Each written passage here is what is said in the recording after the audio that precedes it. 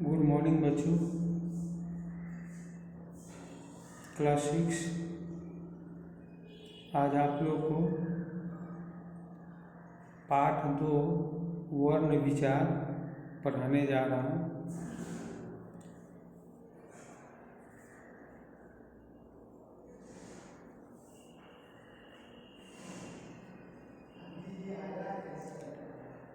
भाषा की मौखिक या लिखित ध्वनियाँ वर्ण कहलाती है। वर्ण भाषा की सबसे छोटी इकाई है। वर्ण के टुकड़े नहीं हो सकते। वर्णों से मिलकर शब्द बनते हैं तथा शब्दों से मिलकर वाक्य बनता है। जैसे भारत सारे जहां से अच्छा है। वाक्य में 6 शब्द हैं। भारत, भ हलंत जोर आ जोर र हलंत अ जोर त हलंत जोर अ मिलने से भारत शब्द बना। इसमें 6 ध्वनियाँ हैं।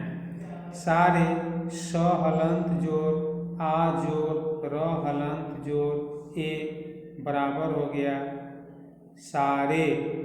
इसमें 4 ध्वनियाँ हैं। जहान ज हलंत जोर अ हलंत जोर आ जोर न हलंत जोर अ मिलकर जहान बना। इसमें भी 6 ध्वनियाँ हैं। से स हलंत ए मिलने से बना। इसमें 2 ध्वनियाँ हैं। अच्छा अ जोर च हलंत जोर छ हलंत जोर आ अच्छा। इसमें 4 ध्वनियाँ हैं। है ह हलंत है के मिलने से है बना। इसमें 2 ध्वनियाँ हैं। भाषा की सबसे छोटी इकाई को वर्ण कहते हैं।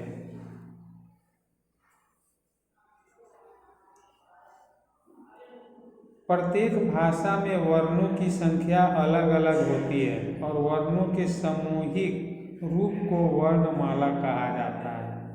सभी वर्णों के क्रमबद्ध समूह को वर्णमाला कहते हैं।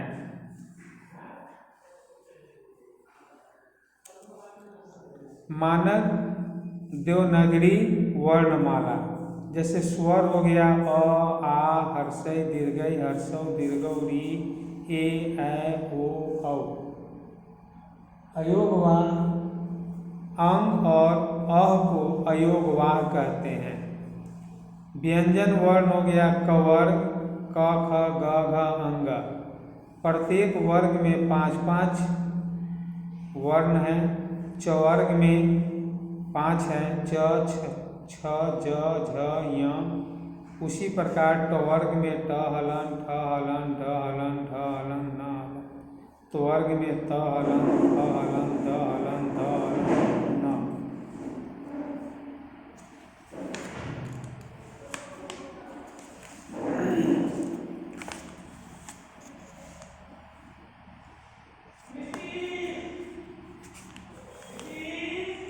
पवर्ग में प हलंत फ हलंत ब हलंत भ हलंत म हलंत। अंत अस्त यर लव को 2 ग्रुप में बांट दिया। य र ल व को अंत अस्त वर्ण बोलते हैं। जबकि तलावेश मूर्धन्येश दंश ह को उष्म व्यंजन कहते हैं। क्योंकि इस वर्ण का उच्चारण करते समय मुंह से ऊष्मा निकलती है, इसीलिए इसका नाम उष्म व्यंजन रखा गया है।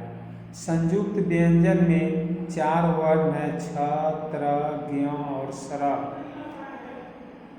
अतिरिक्त व्यंजन है र और ढ।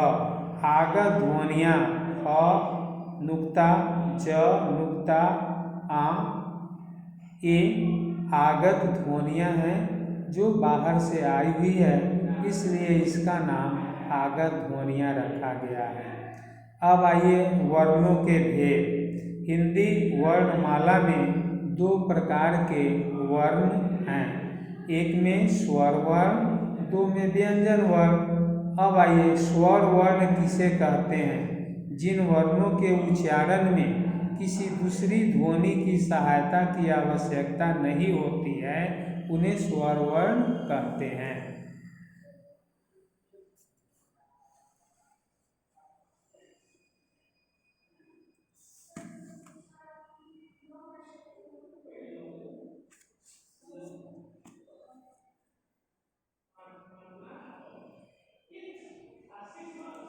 जैसे अ, आ, हर्षई, दीर्घई, हर्षौ, दीर्घौ, री, ए, ओ, औ। ये स्वर वर्ण संख्या में 11 होते हैं। अब आइए स्वरों के भेद।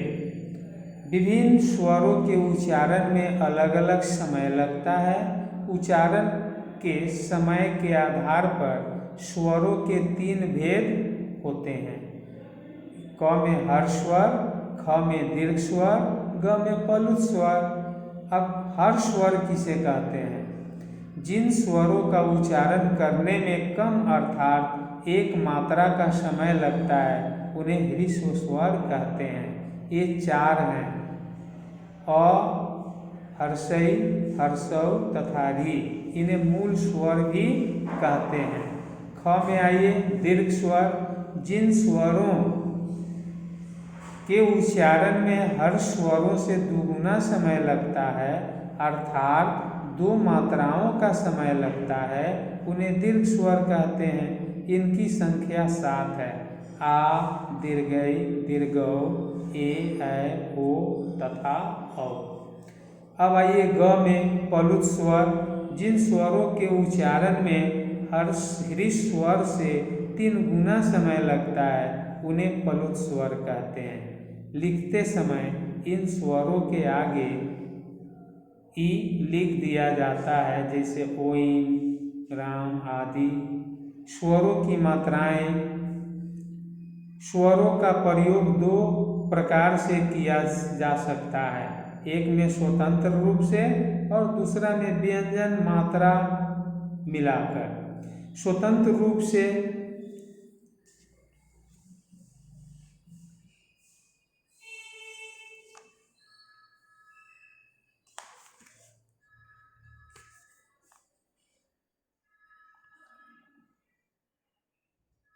जब स्वरों का प्रयोग मूल रूप में किया जाता है, तो वह स्वरों का स्वतंत्र रूप में प्रयोग कहलाता है।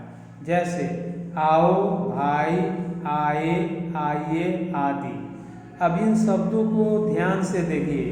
इन शब्दों में स्वरों का स्वतंत्र रूप में प्रयोग किया गया है। जैसे आओ शब्द में आ तथा ओ दोनों ही स्वर वर्ण हैं, जिनके मिलने से आओ शब्द बना है। अतः यहाँ स्वरों का स्वतंत्र प्रयोग है। 2 में व्यंजनों के साथ मिलकर व्यंजनों के साथ स्वरों के चिन्ह रूप में प्रयोग किया जाता है। यही स्वर चिन्ह मात्रा कहलाता है।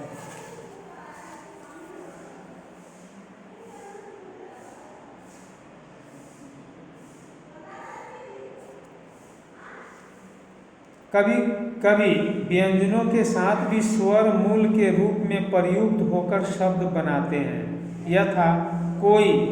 इस शब्द में क हलंत व्यंजन वर्ण के साथ ओ का प्रयोग चिन्ह रूप में तथा दीर्घई का प्रयोग मूल रूप में है। अ को छोड़कर अन्य सभी स्वरों की मात्राएं होती है। सभी स्वरों की मात्राएं इस प्रकार है: अ इसकी कोई मात्रा नहीं होती है, आ की मात्रा आकार होता है, ई की मात्रा हर्षई, दीर्घई की मात्रा दीर्घिन, हर्षों की मात्रा तारकुन, दीर्घों की मात्रा बार्जुन, री का मात्रा री, ए का मात्रा ऐ एकले, ऐ का मात्रा दोले, ओ का मात्रा कर्मत, औ की मात्रा दुकाना। इन मात्राओं के प्रयोग से ही हम शब्द बनाते हैं। र वर्ण के साथ उ तथा दीर्घों की मात्राएं बीच में लगाई जाती है। बच्चों ध्यान से समझिएगा कि र में नीचे से हर्षों या दीर्घों की मात्रा नहीं लगती है। र वर्ण में उसके बीच में हर्षों और दीर्घों की मात्रा लगाया जाता है। जैसे र हलंत जोड़ रू बराबर रू, रुपया, रू।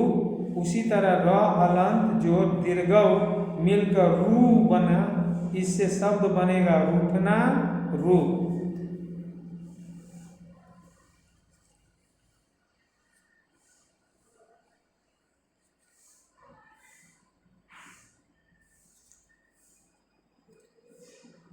बच्चों अब व्यंजन के विषय में बता रहे हैं। व्यंजन किसे कहते हैं? तो जिन स्वरों का उच्चारण स्वर की, जिन वर्णों का उच्चारण स्वरों की सहायता से किया जाता है उन्हें व्यंजन कहते हैं। अर्थात व्यंजन वर्ण को बोलते समय या बोलने में हम स्वर वर्ण की सहायता लेते हैं। हिंदी वर्णमाला में इनकी संख्या 35 है। वर्ण जो बता रहे हैं व्यंजन वर्ण, इसमें व्यंजन की संख्या 35 हुआ और स्वर की संख्या 31 हुआ, 11। व्यंजनों के भेद, व्यंजनों के मुख्य रूप से 3 भेद होते हैं। क में स्पर्श व्यंजन, ख में अंतःस्थ व्यंजन, ग में ऊष्म व्यंजन। अब आइए क में स्पर्श व्यंजन किसे कहते हैं, तो इसे जरा ध्यान से समझिएगा।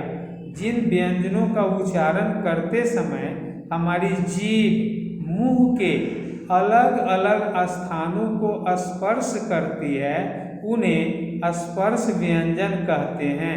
इन्हें 5 वर्गों में बांटा गया है और प्रत्येक वर्ग का नाम उस वर्ग के पहले वर्ण के आधार पर रखा गया है। जैसे क ख ग पढ़ते हो तो इसका पहला अक्षर क है, इसलिए इसमें जो 5 वर्ण आए हैं उसे कवर्ग कहेंगे। क ख ग घ अंग। उसी तरह चवर्ग है, टवर्ग, त्वर्ग और पवर्ग। इन वर्णों के उच्चारण करते समय इसका जीभ, दांत, तालु माने किसी न किसी अंग से स्पर्श करता है, इसीलिए इसका नाम स्पर्श व्यंजन रखा गया है। 2 में ख में आइए अंतःस्थ व्यंजन। जिन वर्णों का उच्चारण करते समय जीभ मुंह के किसी भी भाग का पूरी तरह से स्पर्श नहीं करती है उन्हें अंतःस्थ व्यंजन कहते हैं। इनकी ध्वनि अंतःकरण से निकलती प्रतीत होती है। ये संख्या में 4 है, य, र, ल और व।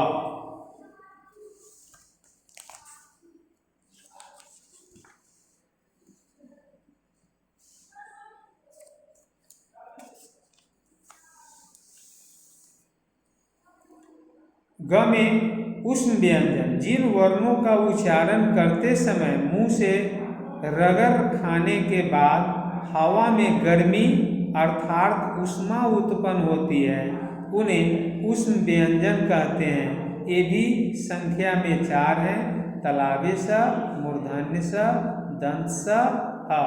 तो बच्चों समझ गए, य र ल व को 2 ग्रुप में बांट दिया गया। य र ल और व, इसे अंतःस्थ व्यंजन कहते हैं और तलाव स, मूर्धन्य स, दंत स, ह को ऊष्म व्यंजन कहते हैं। संयुक्त व्यंजन एक से अधिक व्यंजनों के मेल से बने अक्षर संयुक्त व्यंजन कहलाते हैं।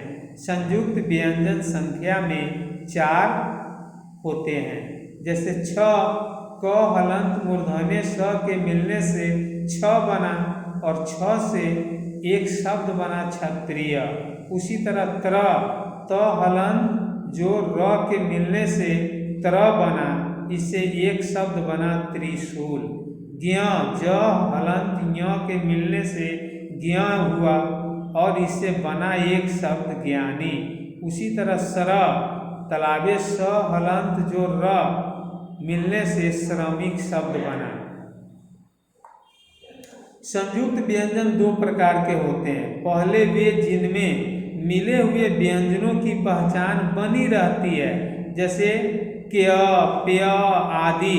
दूसरे वे जिनमें व्यंजनों की पहचान समाप्त हो जाती है, जैसे छ, त्र, ज्ञ, दध आदि।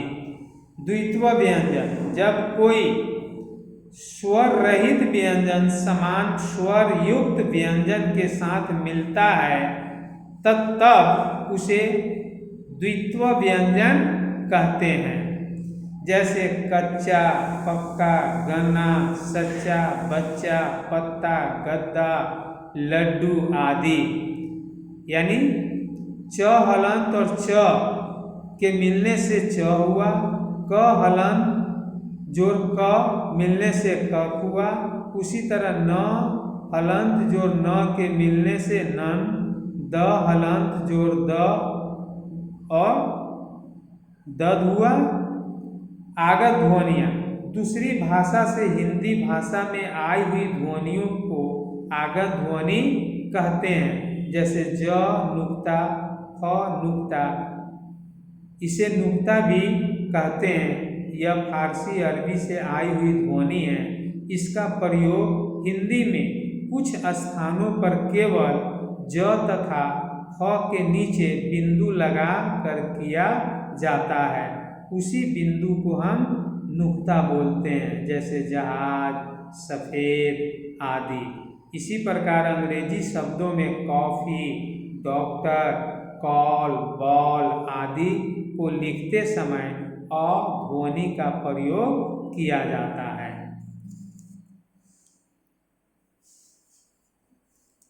अब आइए आगत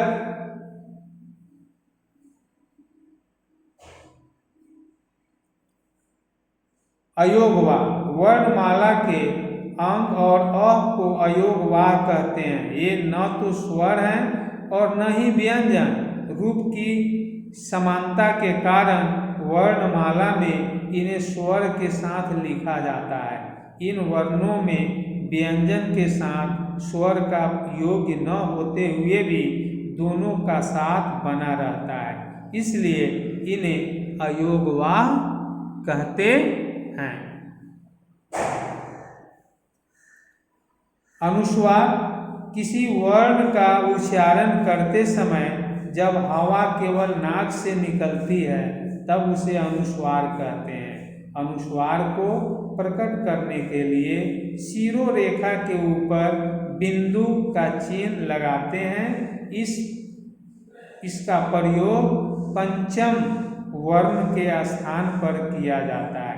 किसी व्यंजन के रूप में पंचम वर्ण जब अपने वर्ग के किसी व्यंजन के पहले जुड़ता है तब उसे अनुस्वार द्वारा लिखा जाता है, जैसे पंख, प, अंग हलंत ख, यानी अंग जो है यह क ख ग घ का पंचम वर्ण है, तो पंख हो गया। झंझा, झंझा, झ हलंत झ,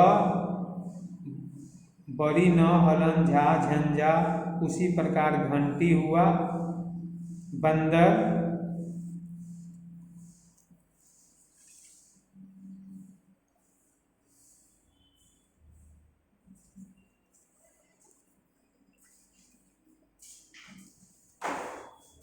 अब आइए अनुनासिक। जब किसी वर्ण का उच्चारण करते समय हवा नाक तथा मुंह दोनों से निकलती है तब उसे अनुनासिक कहते हैं। अनुनासिक को प्रकट करने के लिए उसे वर्ण के ऊपर चंद्र बिंदु के रूप में लगाया जाता है, जैसे आँख, माँ, अंगीठी, हंसी, आंधी, दांत, इचना, सिचना, ईंट, नींद, उंगली, मुंह, ऊंट, बूंद आदि।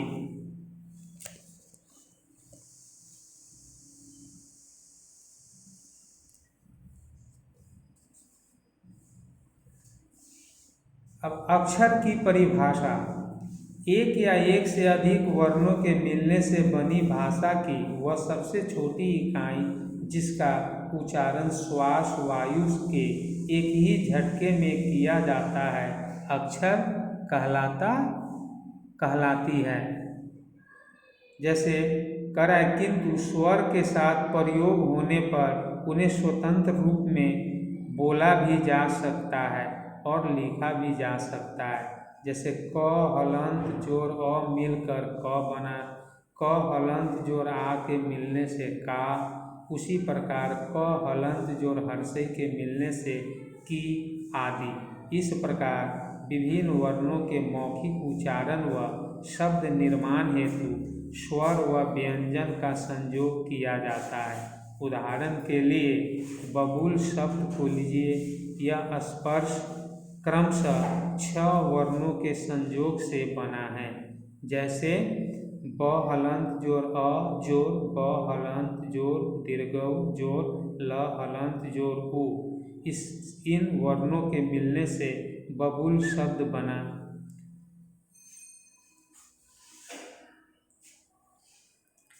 इसमें ब हलंत ल हलंत को हम बिना स्वर की सहायता लिए बोल नहीं सकते हैं। इन्हें बोलने के लिए अ दीर्घऊ तथा अ स्वर का संयोग किया है। इस प्रकार यह 3 अक्षर ब जोर ब में दीर्घकार जोर ल से मिलकर बना है। इस प्रकार अक्षरों से ही शब्द बनते हैं।